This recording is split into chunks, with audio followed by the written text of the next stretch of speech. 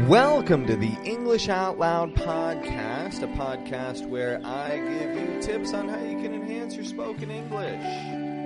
My name is Pat. I'm from Toronto, and I live in Mexico at the moment. Interesting place to be living, most certainly. I teach the American accent here.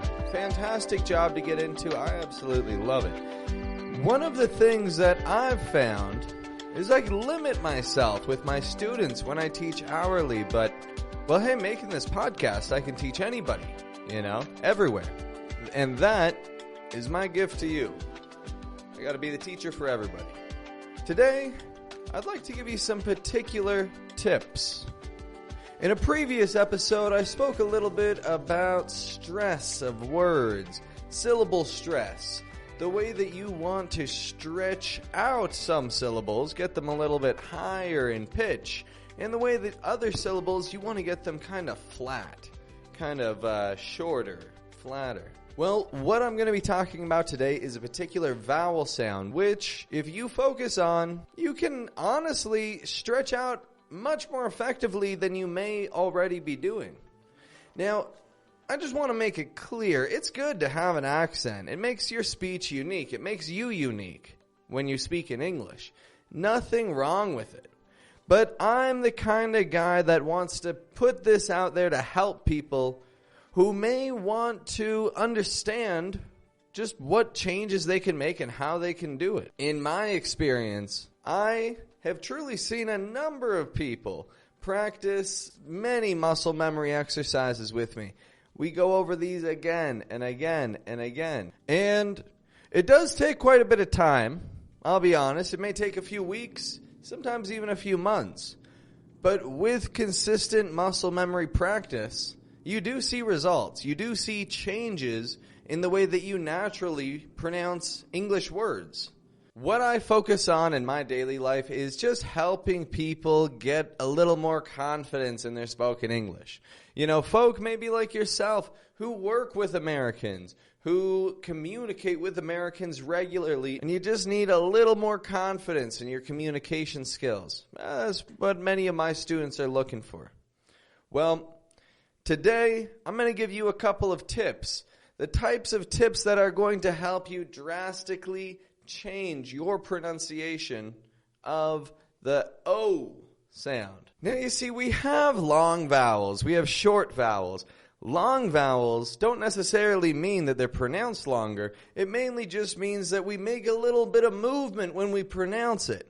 So a long O, for example, is what we're going to be looking at today. This simply just means we are kind of saying the name of the letter itself when we pronounce it. So a long O just makes this kind of movement. O, O. But notice when I'm saying that, I'm moving my lips kind of in towards the middle. O, O, O, O. That is the type of movement you want to be able to make as well, and that's what I'm going to be helping you out with. So you can do this best with a full and concentrated movement of the lips. Simply going, and then bringing the corners in. Ooh, ooh, oh, oh. That's it. That's it. That's the movement that we're practicing here today. We're going to do that a couple of times, get you used to it. Because here's the thing. Your lips likely don't want to make this movement naturally. It's a brand new one. You may not have even considered how your lips are moving when you're speaking in English. But I can assure you, we do have some particular movements that getting used to can help you have a little better control of your stress of words. So the first step of this, what I'm going to ask you to do is to feel the backs of your bottom teeth with your tongue, as if this is your tongue. You just want to feel your bottom teeth there. You want to just kind of lower your tongue down until it's maybe just around that gum line of your bottom teeth. We want to place it there. If we voice this, it just sounds like, and that's a good start. The next thing after that, however, is going to be to bring the corners of your lips in towards the middle there. Oh. Oh. And that's it. It's just that subtle movement.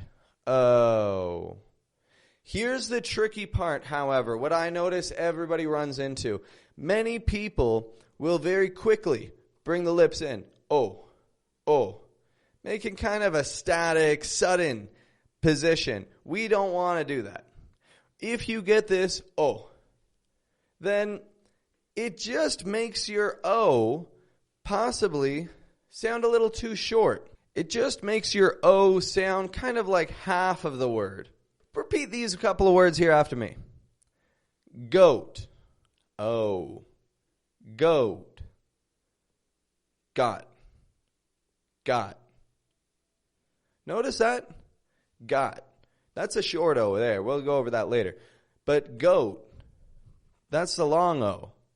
And if you don't get that full stretched out sound, you may say a different word altogether. Now, this may lead to some difficulties in people understanding you. May make you feel a little bit less confident in your speech.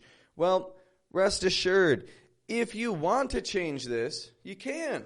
You've just got to repeat that motion that we looked at.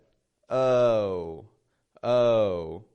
You see, this is like a slow motion kind of pronunciation. And if you start with this slow motion, oh, oh, and you repeat it many times, your muscles will adapt to that movement. And once they adapt to that movement, you'll be able to do it quicker. You'll be able to do it more subtly without needing to move your lips so widely, you know. Instead of going, oh, you'll be able to make a quicker kind of, oh, oh, oh. You'll get used to it.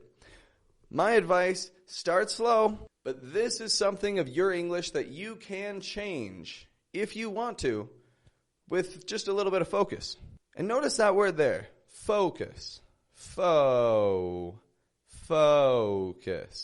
See how we stretch that out in a focus kind of movement? So what I'd like you to do is to repeat after me a couple of minimal pairs here, just to see that you are indeed stretching this out the way that you want to. First off, listen to these two here. Hope, hop. Hope, hop. Pretty good, eh? Goat, got. Goat, got. Own, on. Own, on. I'll give you one more here. Most, must. Most, must. Now, there's nothing wrong with mixing those words up if you're okay with that. However, be aware of the fact that stretching your vowels out in this way is going to make a bit of a difference. It is going to help your English stand out effectively. Now, before we wrap things up today, let's just look at a couple of very common American idiomatic expressions, ones that you can start to adapt to your own daily life right away. When you use these, you'll be stretching out your O's and practicing a new kind of phrase, right? Here's a good one. You gotta blow off some steam. Blow off some steam. What's that mean? Blow off some steam. Blow off some steam. Well, to blow off some steam is to rid yourself of tension. If you blow off some steam, you are relaxing. You are not worrying in the least. You are just leaving your problems aside and taking a little time for yourself, just to relax a little, blow off some steam. So maybe you want to go to the gym. Maybe you go to the gym to blow off some steam. I'll go blow off some steam at the gym. Another fantastic idiom here for you. Kill two birds with one stone. Kill two birds with one stone. What's that mean? Kill two birds with one stone is to say that you get two things done at the same time. You do two things with the effort of one. That is every engineer's ideal situation, right? You want to get two things done at once. So for example, you could say, while I turn the oven on to cook this chicken, I'll pop the pie in so that dessert's ready to go. I'll kill two birds with one stone. I mean, maybe you want to turn it down a little bit for the pie after the chicken's done. But still, you can kill two birds with one stone. You're using the same heat to cook two things at once. Here's one more idiom for you here. You can go Dutch. Go Dutch. What does that mean? Go Dutch is to say that everybody pays for themselves. Go Dutch. Watch that long O in there, right? So when you go Dutch, you are just telling people, hey, we're all paying for ourselves here. I'm not getting the whole bill. Let's go Dutch tonight. Let's go Dutch tonight. Maybe sometimes you don't want to go Dutch. Maybe sometimes you want to spoil all your friends. Hey, nothing wrong with that. You can take me to dinner anytime. So the long O sound, I hope that this gave you a good opportunity to practice it. It's an important one. It's an important one. The long O is found all through the English language. And it makes that full O sound. I will in the future talk a little more on this subject, and I'll get a little more in depth with, maybe the rules and what else you can compare it to. But for now, consider this. The long O. My lips are moving from out here to in here. The short O makes this hop, got, on, hope, goat, own. Watch for those in your daily life. These types of words. You will pick up on this if you focus, and I'm sure that you can do it. So, we are going to be wrapping this one up for today. Those are a few good little exercises. Just start becoming a little more aware of that O sound and how you yourself can get it a little bit more naturally if you focus and if you want to change it. Well, have a wonderful day.